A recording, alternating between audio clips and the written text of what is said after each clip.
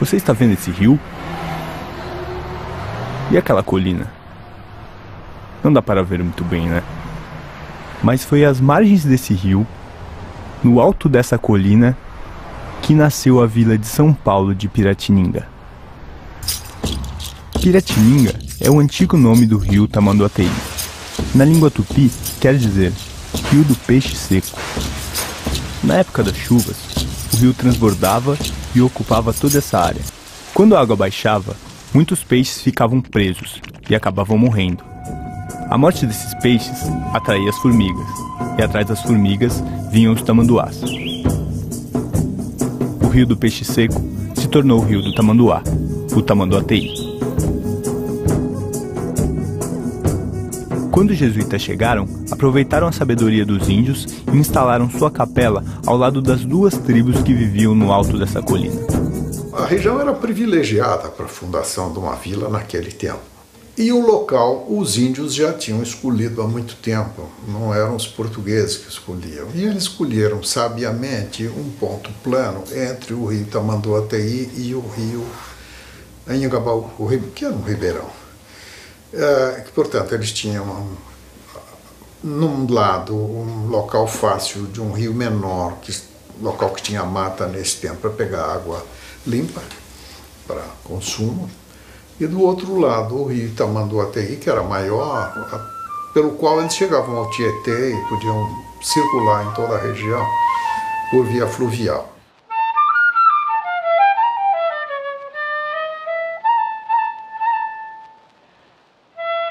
Durante aproximadamente 300 anos, a vila de São Paulo só existiu por causa desses dois rios. Hoje, a maioria nem nota sua existência. A máquina fotográfica chegou a tempo de registrar as mudanças que essa paisagem iria sofrer.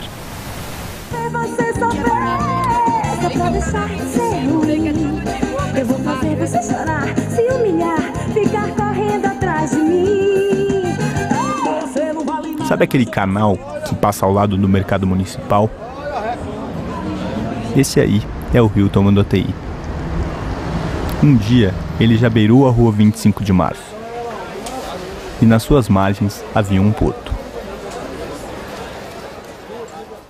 Naquele tempo, essa já era uma área de intenso comércio popular. Ali se encontrava o Mercado dos Caipiras, local onde pescadores e produtores rurais comercializavam seus produtos.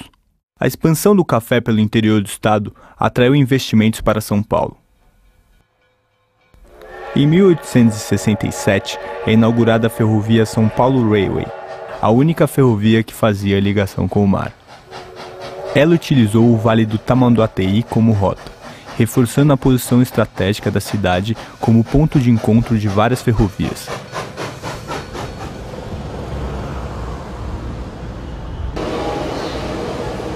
Esses trilhos marcaram a entrada do Brasil na modernidade.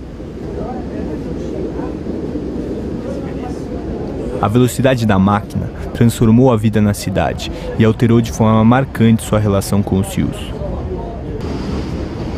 Os peixes, que antes eram tirados dos rios, agora vinham diretamente do mar, trazidos em vagões.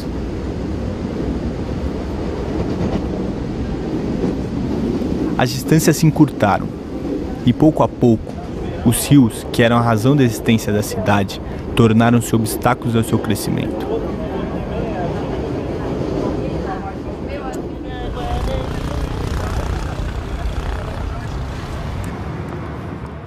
A construção do viaduto do Chá, sobre o Vale do Anhangabaú, foi o primeiro marco de superação às barreiras que os rios impunham à expansão da cidade. Todo feito em metal, importado da Alemanha, ele ligou o Centro Velho aos novos loteamentos que surgiam a oeste da cidade. Esses bairros, destinados à elite cafeeira que vinha do interior para a capital usufruir das comodidades da vida moderna, contariam com uma infraestrutura que mudaria ainda mais a relação da cidade com seus rios: a água encanada. Para garantir o sucesso de seus empreendimentos, os loteadores fundaram em 1878 o primeiro sistema de abastecimento de água de São Paulo, a Companhia de Águas e Esgotos Cantareira.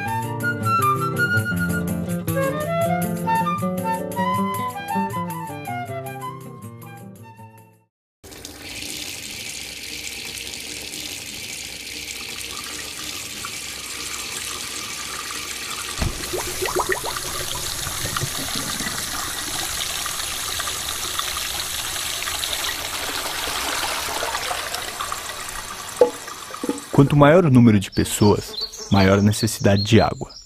Quanto maior o consumo de água, maior o esgoto gerado. Esse esgoto era despejado nas várzeas dos rios que cruzavam a cidade, o que causava um grave problema sanitário.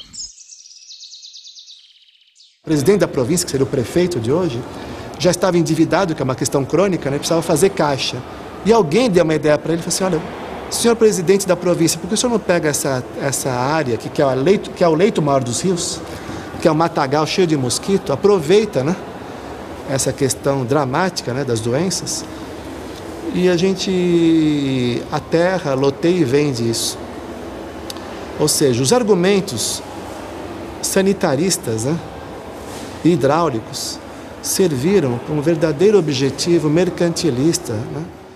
A elite paulistana sonhava em construir uma cidade como as que vinham em suas viagens pela Europa. E seus rios não se encaixavam nesse sonho, não do jeito que eram. A solução escolhida foi transformar os rios, cortar suas curvas e afundar seu leito. Assim, eles levariam o esgoto mais rápido, para longe da nossa vista.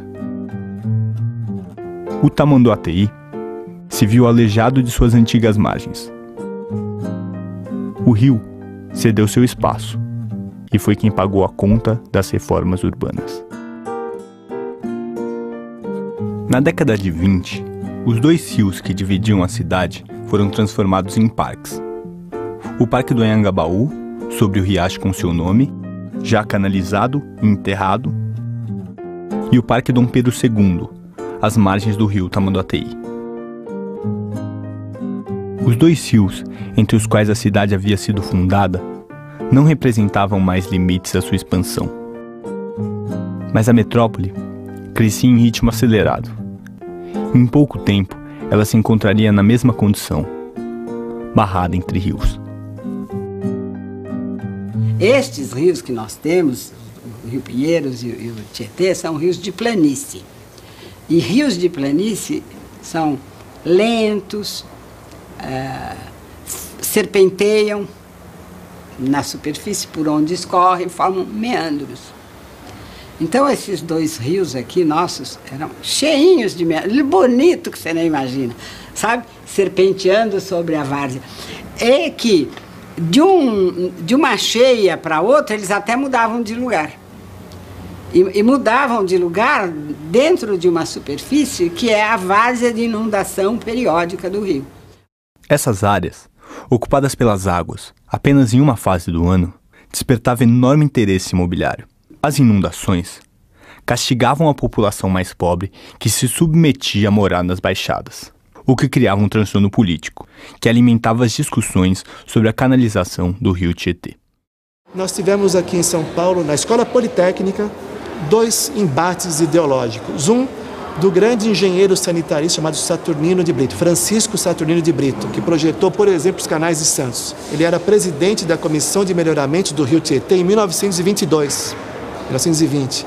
E como presidente da Comissão de Melhoramento do Rio Tietê, ele propunha o seguinte, o resgate, que ainda dava tempo, da orla fluvial urbana, do primordial logradouro público da futura metrópole. Ele dizia o seguinte, que nós devíamos garantir a integridade do leito maior, ou da várzea do Rio Tietê, que tinha uma largura média de 1 quilômetro a 500 metros. E, na verdade, para o Saturnino de Brito, toda a confluência de rio, aqui na metrópole de São Paulo, teria que ser formado um lago, como o Lago de Ibirapuera.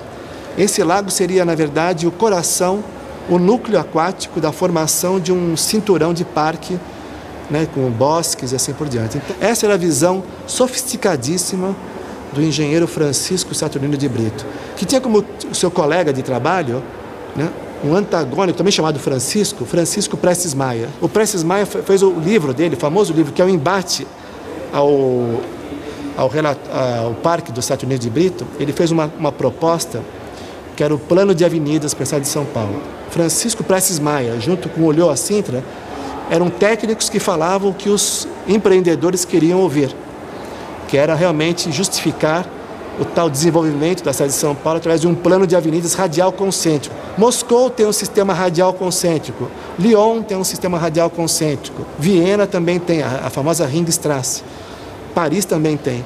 Só que o Prestes Maia, de modo maroto, sonegou a informação que antes de fazer o sistema radial concêntrico de avenidas, Viena já tinha o anel ferroviário. E antes do anel ferroviário, que é a mãe da ferrovia, a hidrovia, Viena já tinha o anel hidroviário do Novo Danúbio. Paris também tinha o anel hidroviário formado pelo Sena, Saint-Denis e Saint-Martin. Moscou também tinha o anel hidroviário, para depois fazer o anel ferroviário. Ele sonegou, como se estivesse queimando etapa. Eu vou queimar a etapa, eu não vou passar pela hidrovia nem pela ferrovia. Vou fazer uma única modalidade para o cara não ter alternativa, para realmente vender os carros. Senão eu vou dividir, né? Não vou vender carro, vou vender trem, vou vender barco, né?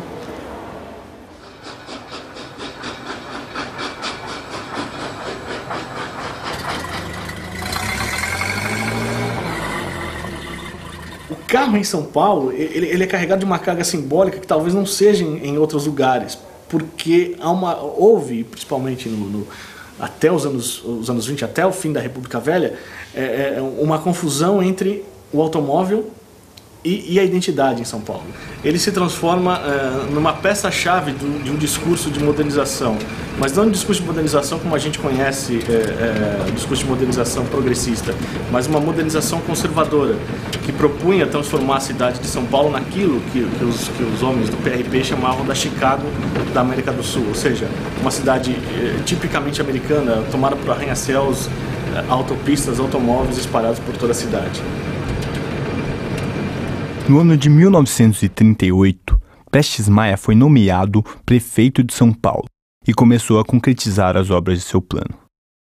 Para construir uma avenida, seria necessário desocupar uma grande área. O plano propunha utilizar os fundos de vale, área dos rios e dos córregos, para a construção dessas novas avenidas. Impróprias para a construção, essas áreas, úmidas e alagadiças, eram os espaços vazios na cidade, o que garantia baixos custos com desapropriações e a valorização dos entornos após a obra.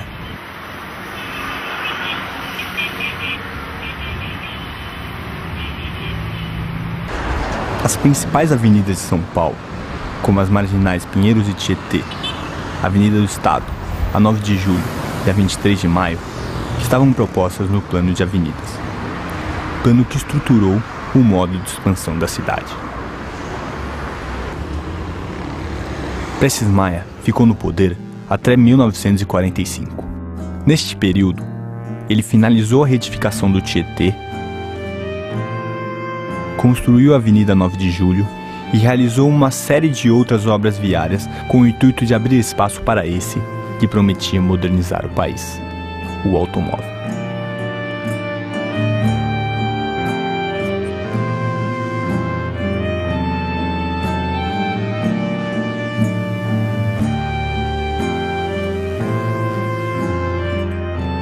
Nas décadas seguintes, várias outras avenidas fundo de vale foram construídas. A cidade crescia, e a cada nova baixada, seu córrego era canalizado e transformado em avenida. O plano de avenidas inaugurou uma prática que se estabeleceu como modelo na estruturação da cidade, onde o espaço das águas se transformou no espaço dos carros.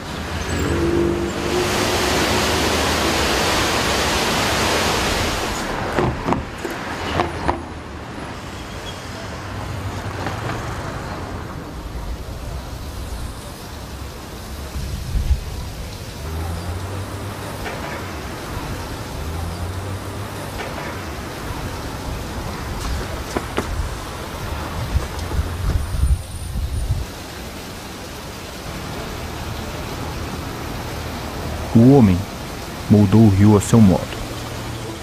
Colocou-o dentro de um cano e escondeu debaixo da terra, para não se ver na sujeira.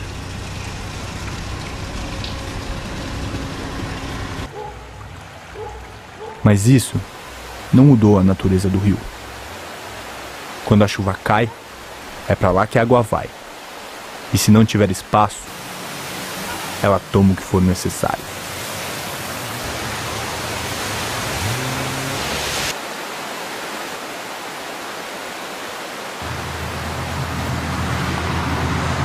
A urbanização de São Paulo foi uma coisa tão violenta que ocupou o lugar do rio. Então, enchente é coisa que nós inventamos, entende? Ela é produto da urbanização. O Tamanduateí, você vê, é um rio que nós chegamos nós utilizamos ali a seção hidráulica a mais confinada e a possível de se manter vazão, né? Quer dizer, é uma seção de concreto e uma parede vertical, né?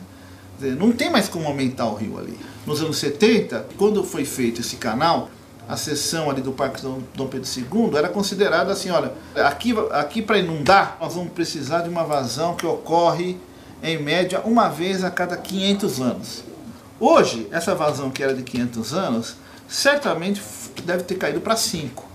Já houve aí, recentemente, extravasamentos novamente no Parque Dom Pedro II.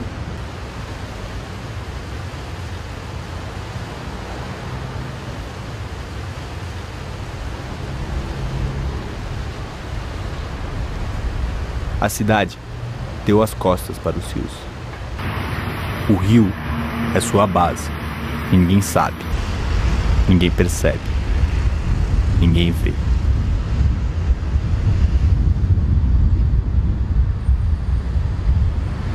A espinha dorsal dessa arquitetura da cidade são os rios urbanos. Quer dizer, se a gente realmente quer resolver o problema do rio, nós temos que resolver o problema do deslocamento. É impossível fazer com que a cidade esteja de frente para o rio se nós não resolvemos o problema de deslocamento de 20 milhões de pessoas na cidade. Hoje, do jeito que está, se você deixar a administração pública, da questão crônica que ela está, de dívidas e refém dos empreiteiros e desse urbanismo rodoviarista, nós vamos cada vez mais pela lógica, que é a lógica mais ultrapassada que pode existir, abrir mais estradas, mais avenidas.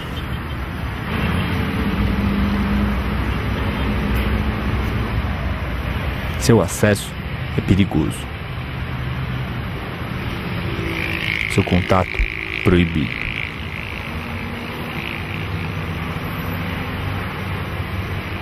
Mais uma barreira. Mais uma ação que reafirma a única vocação que demos aos nossos rios.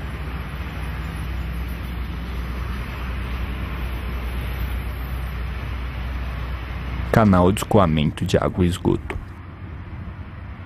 Mas o carro pede espaço. E São Paulo não pode parar.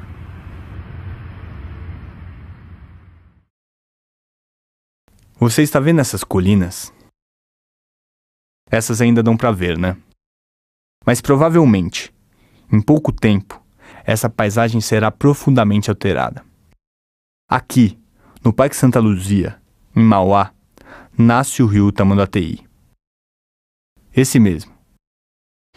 E é também por onde passará o trecho leste do Rodoanel.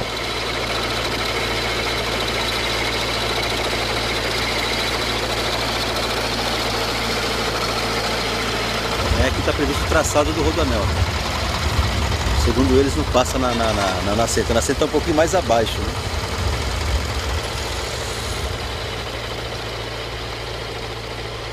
E esse rio foi um rio que já doou para a parte econômica aqui da cidade. A margem já doou as matas, doou água. Hoje ele é um rio que está morto, né? Um rio que no consciente coletivo ele nem existe na realidade. As pessoas a poucos metros daqui não sabem que a nascente está aqui, em Mauá.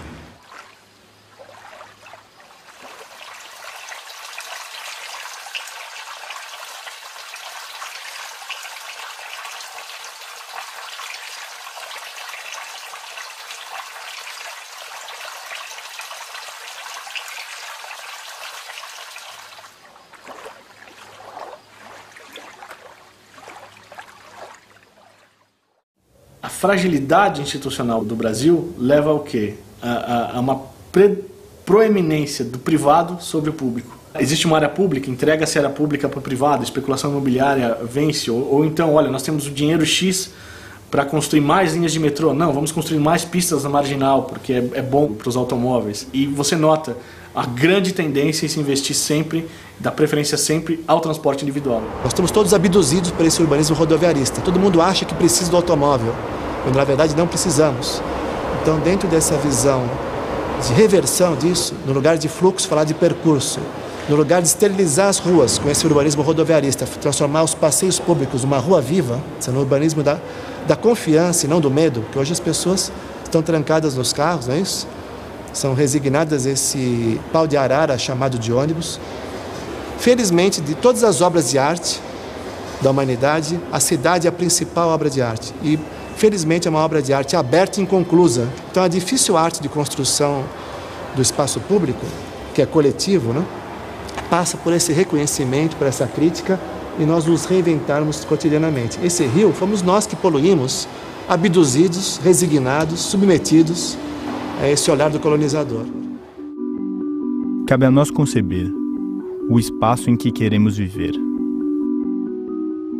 O que vamos valorizar?